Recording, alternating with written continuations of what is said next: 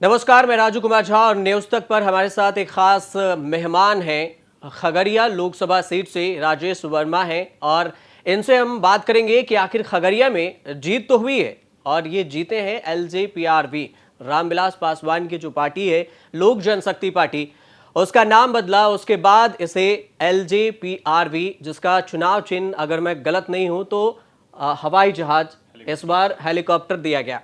पहले झोपड़ी था और इसी पर इस बार खगड़िया लोकसभा सीट से राजेश वर्मा जीते हैं, जो भागलपुर से डिप्टी मेयर भी रह चुके हैं और इंजीनियर भी रह चुके हैं। तो इनसे विस्तार से बात करेंगे न्यूज तक पर कि क्या कुछ। सबसे पहले आपको जीत के बधाई राजेश भाई, और खगड़िया के बताइए कि कितने मार्जिन से आप जीत के आए हैं इस बार। देखिए, 1,61,000 के मार्जिन से हम लोगों ने चुनाव जीता है और मैं इसके लिए खगड़िया के सभी नौजवान साथियों को, माताओं को, अभिभावकों को दिल की गहराई से धन्यवाद देता हूं कि जहां विपक्ष इस बात को कह रहा था कि मैं बाहरी हूं, वहां उन्होंने बता दिया कि मैं ही वहीं का हूं। तो मुझे वो बाहरी वाले टैग पर कोई जवाब देने की ज़रूरत नहीं पड़ी। वो 4 तारीख को सबको जवाब मिल गया। तो नहीं, ये मुद्दा बार बार पहले उठता है। पहले ये डिस्कस कर लें कि ये हेलीकॉप्टर कैंडिडेट जो है, और ज़्यादातर रहता है कि जब मैं समस्तीपुर में शांभवी से बात कर रहा था तो उनके बारे में भी ये कहा जा रहा था कि हेलीकॉप्टर कैंडिडेट उतारा गया, हालांकि वो भी जीत गई। खगड़िया के बारे में भी बोला गया कि वो निवासी यहाँ के नहीं है, भागलपुर के हैं, भागलपुर में डिप्टी मेयर रहे हैं और फिर अब खगड़िया लोकसभा सीट से उतारा गया है। तो फिर चांस 90-100 का बताया जा रहा था पहले कि सीपीआई टक्कर देगी। तो लेकिन जमीनी स्तर से जो बताया गया कि ऐसे होगा, ये होगा, उन सब पर रोक लगाते हुए आपने वहां से फतह हासिल की और फिर जीत गए हैं। तो ये कितना लगता है, हेलीकॉप्टर कैंडिडेट वाला कितना मामला आपको लगता है कि फिट उट है राजनीति में? देखिए, मेरा ये मानना है कि जब आप लोकसभा चुनाव लड़ते हैं तो आपको मुद्दों पर बात करनी चाहिए, आपको विज़न पर बात करनी चाहिए, आपके पास क्या रोड मैप है, आपको उस पर बात करनी चाहिए। और मैं जिस दिन वहाँ पहुँचा उस दिन से हम लोगों ने सिर्फ मुद्दों पर और वहाँ के जो स्थानीय प्रमुख मुद्दे थे उस पर हम लोगों ने बात कही। वहीं विपक्ष पहले दिन से पहले उनका शुरू हुआ कि व्यापारी है, फिर उनका शुरू हुआ बाहरी है, फिर उन्होंने शुरू किया अपराधी है, फिर पता नहीं क्या क्या क्या क्या उनका अपना चलता रहा। तो मुझे लगता है कि वो मुद्दों से भटके थे, हम मुद्दों पर थे। हमारा मुद्दा स्पष्ट था, हमारे विज़न स्पष्ट थे, हमें क्या करना है वो स्पष्ट था और हम लोगों ने उनकी टीका टिप्पणी का कोई जवाब नहीं दिया। और आज के वक्त में ये कहीं मायने नहीं रखता है। जब विपक्ष एक तरफ लोकतंत्र को मानने की बात करता है तो क्या लोकतंत्र हमको इजाज़त नहीं देता कि हम देश के किसी भी कोना से लोकसभा का चुनाव लड़ सकते हैं? अगर वो इजाज़त देता है तो फिर आप मुद्दे लाइए ना। एक्चुअली विपक्ष के पास ये स्पष्टता ही नहीं थी कि उनके तरफ से यदि जीत कर जो जाएगा कैंडिडेट तो प्रधानमंत्री का चेहरा कौन होगा। उनके पास उनके जो विज़न थे, जो सीपीआईएम के कैंडिडेट थे, उन्होंने एजेंडों में क्या कहा? उन्होंने कहा कि अगर हम जीत के जाएंगे तो 370 वापस से बहाल कर देंगे। वो सीपीआईएम का मैनिफेस्टो वो बता रहे थे। उन्होंने कहा कि हम जो है परमाणु और बेस टैंक जो है उसको हम लोग निरस्त कर देंगे ताकि अगल बगल के जो देश हैं हमारे उनसे संबंध अच्छे हो। तो जो उनके मुद्दे थे वो उनके मुद्दों ने उनको परिणाम बता दिया। जो आरोप प्रत्यारोप वो लगा रहे थे उस पर जवाब देने के बजाय हमने पूरी एनर्जी अपने चुनाव में और लोगों के बीच रहने में लगाई। तो उसका सबका जवाब एक साथ 4 तारीख को मिल गया। अच्छा, इस पे विस्तार से मुद्दों पे बात करें, लेकिन मुद्दे क्या थे कि जिन पर आप जीते हैं? वो क्या क्या प्रमुख मुद्दे थे? 5 ऐसे मुद्दे बताइए जो लोगों को अभी भी लगे कि इन पर जो वादे हुए हैं वो पूरे हो सकते हैं। बिल्कुल। मैंने पहली प्राथमिकताओं में इस बात को कहा था कि जब आप किसी भी क्षेत्र का विकास करते हैं तो वैसे तो विषय बहुत सारे हैं कमोबेश, लेकिन प्राथमिकताएं तय करनी होती है कि पहले 5 साल में आपकी प्राथमिकताएं क्या हैं जिस पर आप विशेष रूप से काम करना चाहेंगे। तो हम लोगों ने प्राथमिकताओं को जो तय किया, खगड़िया लोकसभा पर भी मैं 1 मिनट खाली बोलना चाहूँगी। लोग कह रहे हैं कि नया है, बाहरी है।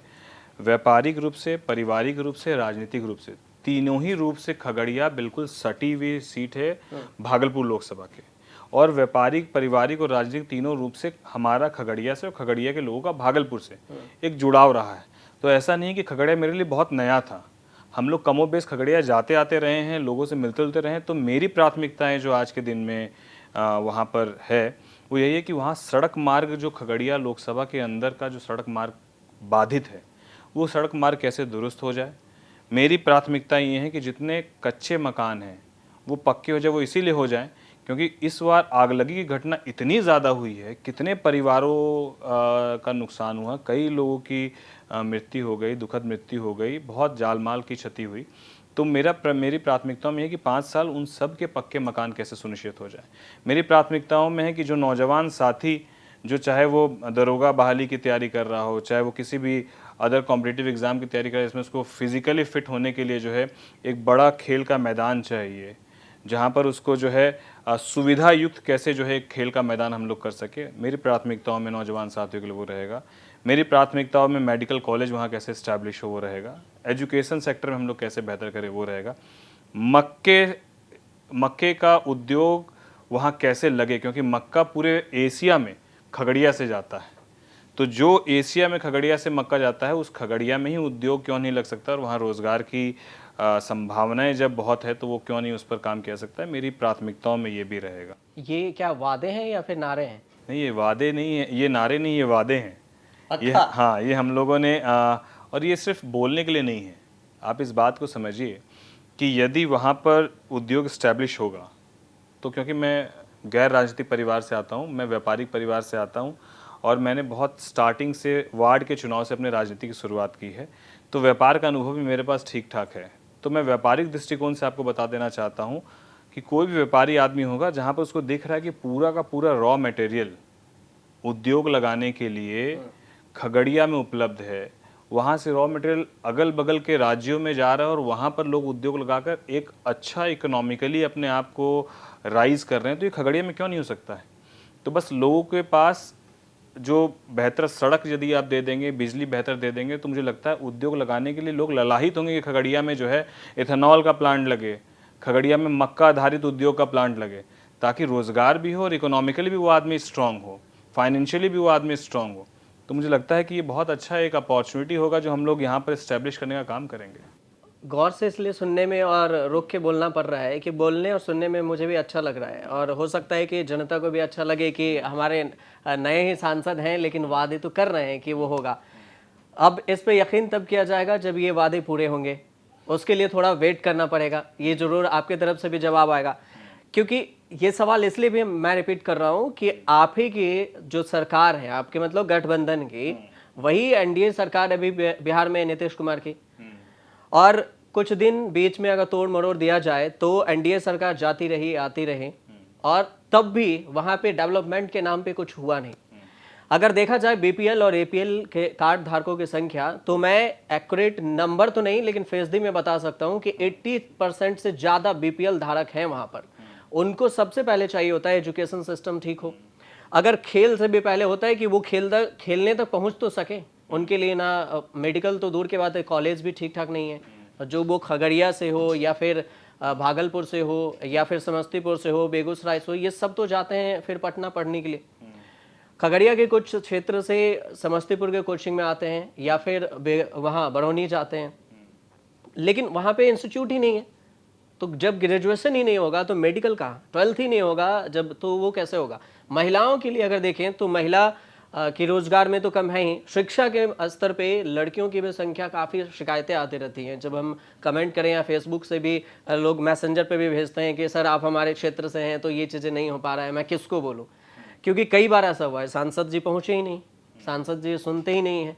तो इन सब से उम्मीद कैसे करें, लोग कैसे कनेक्ट करें। जीतकर तो आप पे भरोसा जताया गया है, इसमें कोई दोहराई नहीं है, लेकिन विश्वास कैसे जताया जाए। देखिए, भी आपने एक बहुत अच्छी बात कही कि एनडीए की सरकार रही फिर भी डेवलपमेंट नहीं हुआ, ये बात आपने कही, मैं समझ रहा हूँ आपकी भावना।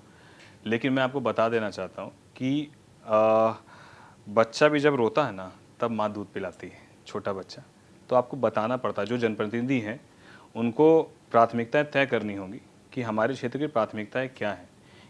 यदि आप कोई हवाई कमिटमेंट जाकर करते हैं कि हम जाएंगे और हम एयरपोर्ट बना देंगे, हम जाएंगे हम फ्लाईओवर बना देंगे, मल्टी स्टोरेज बिल्डिंग बना देंगे, वो सिर्फ झूठ होगा।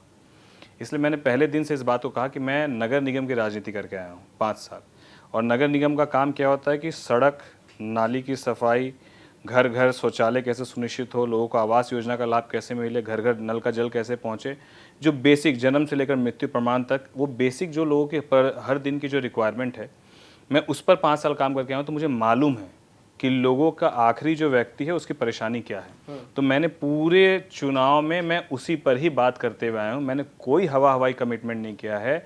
और इसीलिए मैं इस बात को मजबूती से कहता हूँ कि यही एक बड़ा कारण रहा कि हम लोग मुद्दों पर अडिग रहे और हम लोगों ने वही बात की जो लोग सुनना चाहते थे, जो लोग वास्तव में, जो लोगों को लगता है कि हाँ ये हमारी परेशानी है। तो यही एक कारण रहा कि एक बड़े मार्जिन से हम लोगों ने जीत हासिल की। और प्राथमिकताएं जनप्रतिनिधि को, मैं वापस से आता हूं कि प्राथमिकताएं जनप्रतिनिधियों ने तय नहीं की कि हमको ये करना है, वो प्राथमिकताओं में गलती हुई, इसीलिए कहीं ना कहीं सरकार से वो काम कराने में असफल रह पाए। तो मुझे लगता है कि हमारी प्राथमिकताएं बिल्कुल स्पष्ट है, क्लियर है कि पहले 5 साल क्या करना है, तो इसीलिए काम भी होगा। और जब काम होगा तो क्षेत्र का नाम भी होगा। जमीन पे काम कब तक दिखेगा, उम्मीद क्या रखा जाए, देखिए, कितने साल में? विकास करने के लिए कभी समय सीमा पर नहीं बांधा जो जा कुछ भी पता चले। हाँ, लेकिन 5 सालों में ये ज़रूर है कि पहले के जो 10-15 साल आप देख रहे हैं और आने वाले जो 5 साल देखेंगे, उसमें मेरा 100% 100% जब आप प्रयास करते हैं तो परिणाम भी 100% आता है और वो परिणाम नज़र आएगा। आप युवा हैं, तेज तर्रार नेता माने जा रहे हैं, तो इस बीच में एक चीज़ और चर्चा में है, उसका जिक्र कर लेते हैं। आपने खेल की बात की और दरोगा भर्ती की बात की, उसके लिए यूथ को फिजिकली फिट भी रहना पड़ता है। और उसमें एक स्कीम भी अभी भारत सरकार ने लॉन्च की, अग्निवीर योजना। उसको लेकर कुछ वो है कि ये सही है, इसमें कुछ संशोधन होना चाहिए, ऐसा कुछ? नहीं, सरकार की जो भी योजनाएं रही तो वो कहीं ना कहीं युवाओं के हित को लेकर ही। हाँ, विपक्ष इसको लेकर जो है एक मुद्दा ज़रूर बनाया कि भैया ये टेम्पररी जॉब वाली स्कीम है जिसको केंद्र सरकार लाना चाहती है, और इसमें यदि किसी की जान जाती है तो फिर सरकार उसको पूरी तरीके से छोड़ देना चाहती है। ये एक ऐसी बातें हैं जिसको तोड़ मरोड़ के लोगों के बीच रखा जा रहा है। लेकिन मुझे नहीं लगता है कि केंद्र सरकार ने यदि इस योजना को लाने के पीछे उनका जो विज़न या मकसद रहा वो ये रहा कि बिल्कुल देश भावना जो है, देशभक्ति की भावना।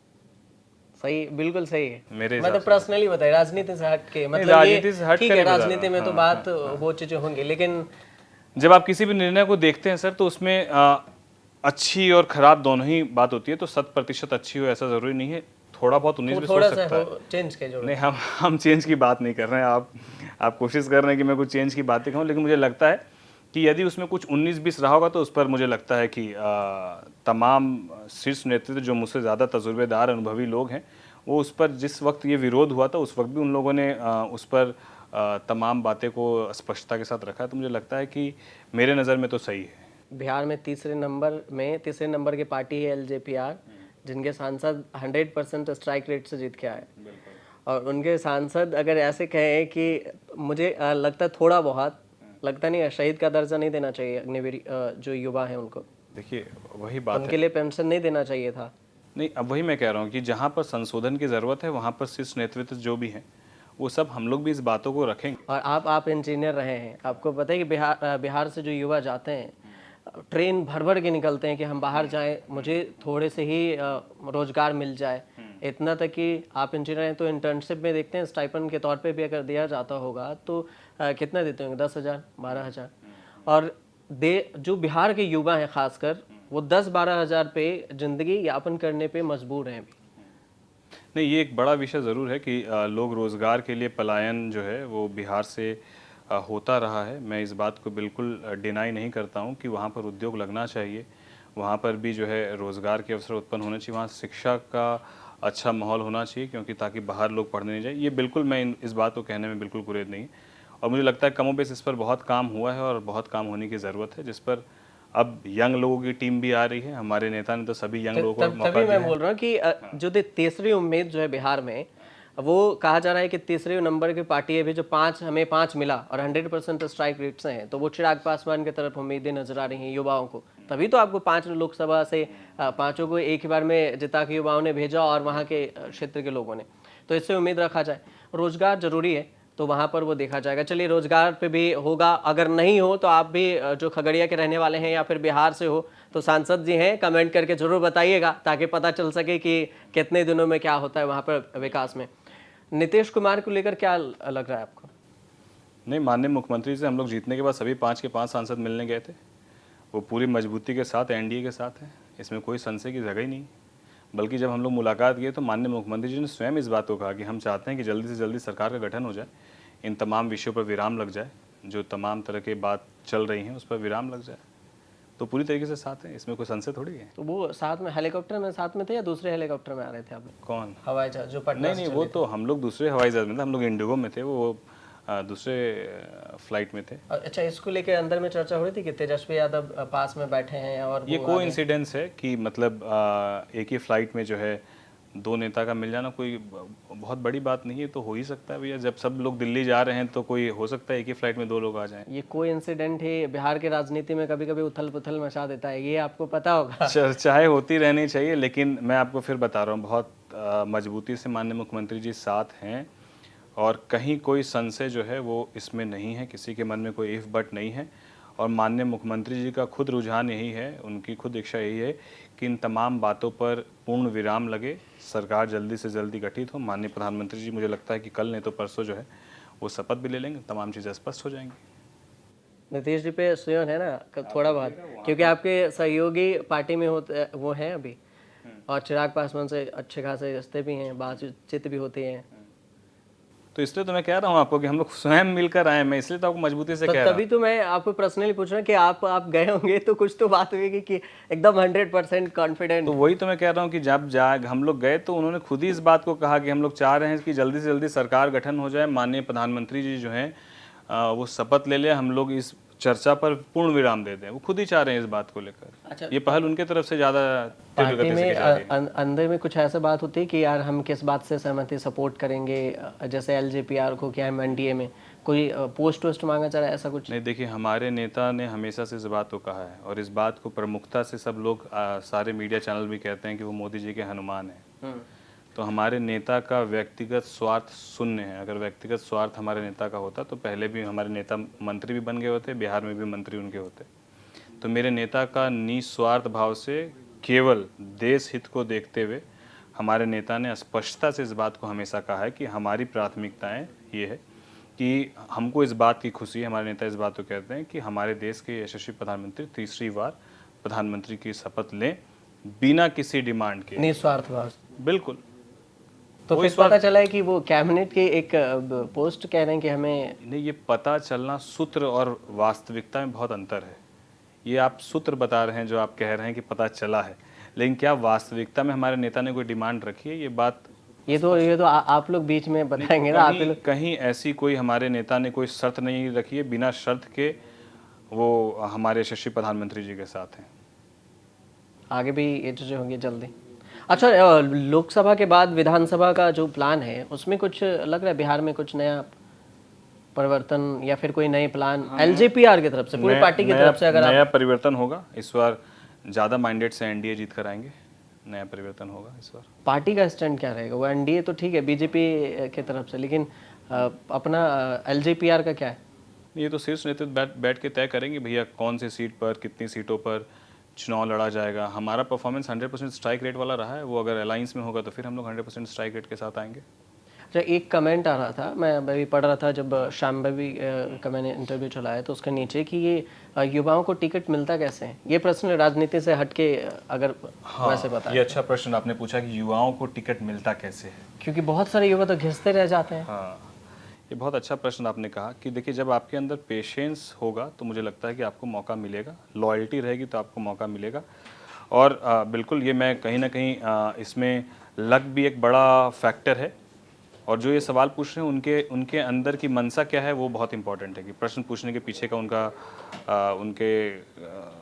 उनका क्या सोचना है वो बहुत महत्वपूर्ण है। लेकिन मेरा ये मानना है ये इस तरीके का सवाल जो है पहले भी हमारे बड़े भाई तेजस्वी यादव जी ने भी इस बात को कहा था मन से आगे कि ये कौन है जिसको चुनाव लड़ाया गया, हम तो जानते ही नहीं। तो मुझे लगता है कि जब आप किसी एक पॉलिटिकली इस्टेब्लिश परिवार से आते हैं और आप सीधे लोकसभा लड़ते हैं तब ये प्रश्न नहीं उठता आपके ऊपर। लेकिन जब आप किसी नॉन पॉलिटिकल फैमिली से आते हैं और आप वार्ड का चुनाव जीतते हैं, आप डिप्टी मेयर बनते हैं, आप विधानसभा लड़ते हैं, फिर आप लोकसभा में आते हैं, तब भी आपको ये बताना पड़ता है कि आपने पॉलिटिकली जो है 10 साल 8 साल एक कम बेस। हाँ, मैं ये नहीं कहता हूँ कि मैं 8 साल क्यों, लोग 20 साल से भी कर रहे हैं लेकिन उनको वो अपॉर्चुनिटी नहीं मिली। तो मुझे लगता है कि मेरे राष्ट्रीय अध्यक्ष जी ने मुझे बड़ा मौका दिया, उन्होंने बड़ा विश्वास दिखाया। हमारे संस्थापक श्रद्धेय रामविलास पासवान जी के गृह जिला से मुझे चुनाव लड़ाया, तो मैं इसके लिए उनका धन्यवाद देता हूँ। मैं हमेशा इस बात पर यकीन रखता हूँ कि आपको हर किसी भी क्षेत्र में आपको लॉयल्टी और पेशेंस दोनों बना के रखने की ज़रूरत है। अच्छा, एक के अंत में ये एक सवाल है ये कि आप पे ये उठा था कि राजनीति में आते हैं तो आए तो केस भी दर्ज है, क्राइम भी ज़्यादा रेट है, करीब करीब 12 केस की बात हो रही थी यहाँ पे, 12 केस, बहुत सारी खबर भी छपे, तो इसको लेकर कुछ 12 केस में मैंने खुद हलफनामे में डाला है अपने कि मेरे ऊपर 12 केस हैं। 12 केस में 9 केस आचार संहिता के उल्लंघन का, आपके चैनल के माध्यम से बता देना चाहता हूँ। आचार संहिता का उल्लंघन क्या होता है आप समझ ही रहे हैं। और बाकी जो 2-3 केस हैं वो केस क्या हैं, वो जब मैं डिप्टी मेयर था तो जहाँ जहाँ मैंने गलत देखा, तो चाहे वो अफसरों में कोई कमी देखी, चाहे वो सिस्टम में कोई कमी देखी, तो मैंने उसका विरोध किया। तो वही केस है मेरे ऊपर, सरकारी काम में व्यवधान जो अफसरों के द्वारा मेरे ऊपर डाला गया। जो अफसर थे उस टाइम पे उन्होंने मेरे ऊपर SC/ST केस कर दिया, और रोकने के लिए जो तमाम प्रयास है, कोई ऐसा आपराधिक मामला नहीं है कि कोई मर्डर, कोई हत्या, कोई किडनैपिंग, ऐसा कोई। इसलिए मैंने वो क्लियर कर लिया ताकि वो मैं इस बात को प्रमुखता से कहता हूँ कि जिस दिन इस भाई के ऊपर कोई भी आपराधिक मामला सिद्ध होगा, उस दिन हम पर आप अंगली उठाइए, और उस दिन मैं स्वयं ही राजनीति से खुद को बाहर कर लूँगा। मेरे ऊपर कोई आपराधिक ऐसा मामला नहीं है। ये तमाम जो ऐसे मामले हैं वो जब आप राजनीति में सक्रियता और ईमानदारी से काम करते हैं तो वो तमाम वैसे आरोप है, कोई ऐसा आपराधिक मामला नहीं है। हल्फनामे में आपने संपत्ति का जो ब्यौरा दिया है वो मैंने निकाला था अभी, कि उसमें म्यूचुअल फंड का ज़्यादा जिक्र है कि 78,000 रुपये का म्यूचुअल फंड में निवेश कर रखा है। म्यूचुअल फंड का फंडा क्या है ये? नहीं, म्यूचुअल फंड तो 78,000 कोई बहुत बड़ी राशि थोड़ी है कि अब ये तो बट ऑब्वियस है कि जब नहीं, लगाने वाले तो करोड़ों रुपए लगा रखे हैं, वो तो वही मैं कह रहा हूँ आपको। देखिए ये सारे ऐसे पार्ट है, जब अकाउंट्स, अकाउंटेंट्स, ये तमाम लोग उसमें कहाँ कौन कैसे क्या कर रहा है, वो बिजनेस का इन्वेस्टमेंट वाला पार्ट है, उसमें क्या ही बोलना, 78,000 रुपये के बारे में क्या ही जवाब देना आपको। जब मैंने अभी पोस्ट किया था तो उसके नीचे कह रहे थे कि यार ये चीज़ें ना उनसे करिएगा कि म्यूचुअल फंड में क्या होता है लगता है, तो मैंने उनको बोल दिया कि देखिए ज़्यादातर म्यूचुअल फंड और बिजनेस की जानकारी समझना है तो हमारा एक चैनल भी है बिज तक, उस पर भी जाके आप समझ सकते हैं कि क्या होता है कितने में। लेकिन आपके पास बहुत कम म्यूचुअल फंड में था, बाकी नेताओं के पास करोड़ों भी है जो म्यूचुअल फंड में है। तो खैर ये तो हुई राजनीति, लेकिन एक NY जो है और ये बिहार फर्स्ट, बिहारी फर्स्ट, इसका क्या लॉजिक चल रहा है इसमें LJPR में? MY नहीं समझे मैं। नया जो कोई स्कीम आपने किया है कि बिहार फर्स्ट, बिहारी फर्स्ट, ये नया नहीं है। ये हमारे नेता ने लगभग आज से 7-8 साल पहले, मैं बता रहा हूँ आपको, हमारे नेता ने पूरे बिहार का एक सर्वे कराया था, जिस सर्वे में बिहार की क्या क्या मूलभूत समस्याएं हैं उसको लेकर उन्होंने एक आइडेंटिफाई किया कि भाई ये मूलभूत समस्या हैं। और मैं फिर वही बात कहता हूँ कि हर नेता जो बड़ी राजनीति सोचता है या फिर डेवलपमेंट की बात सोचता है तो पहले प्राथमिकताएं तय करता है कि पहले लोग प्यासे हैं तो पहले पानी होना चाहिए, खाना चाहिए तो खाना होना चाहिए, फिर कपड़ा होना चाहिए, फिर मकान होना चाहिए, तो प्राथमिकताएं तय की जाती है। तो हमारे नेता ने पूरा सर्वे करा के एक प्राथमिकताएं तय की कि किस तरीके से बिहार को हम लोग आगे लेकर जाएंगे। वही जो बिहार को आगे लेके जाने का जो हमारा एजेंडा है उसको हम लोगों ने एक नाम दिया था कि बिहार फर्स्ट, बिहारी फर्स्ट। किस तरीके से बिहार फर्स्ट हो बिहारी फर्स्ट के साथ, वही हमारे नेता का पूरा एक एजेंडा है जो रोड मैप उन्होंने विधानसभा के वक्त भी रखा, और हम लोग लगातार उस विषय पर प्राथमिकताओं से बात करते आ रहे हैं। चलिए, ये तो राजेश जी थे हमारे साथ जो विस्तार से हमने इनसे पूछा। कुछ अगर रह गया हो तो कमेंट कर आप हमें बताइएगा, और आपके क्षेत्र में भी कुछ ऐसी समस्याएं हो जो हम पूछ ना पाए हो तो आप भी कमेंट कर बता सकते हैं। और फिलहाल आप न्यूज़ तक पर राजेश जी को आपने देखा कि उन्होंने विस्तार से बताया, जो सवाल आपने पूछा था कि केस है, म्यूचुअल फंड है, तो इन सब के बारे में भी मैंने विस्तार से बात कर लिया। बिहारी फर्स्ट, बिहार फर्स्ट, इन सभी बातचीत हो गई है। बाकी बिहार की राजनीति में उम्मीद है कि नया उथल पुथल नहीं देखने को मिलेगा। अब आगे क्या कुछ होता है ये तो आगे का वक्त ही बताएगा। फिलहाल आप देखते रहिए। और उससे पहले आपको ये भी बता दें कि आपको न्यूज़ तक से जुड़ने के लिए राजेश जी का बहुत बहुत धन्यवाद कि आपने कीमती समय निकाला और न्यूज़ तक को दिया थोड़ा, तो इसके लिए आपको धन्यवाद। और उम्मीद करते हैं कि दोबारा जरूर आएँ। तब तक आप देखते रहिए न्यूज़ तक।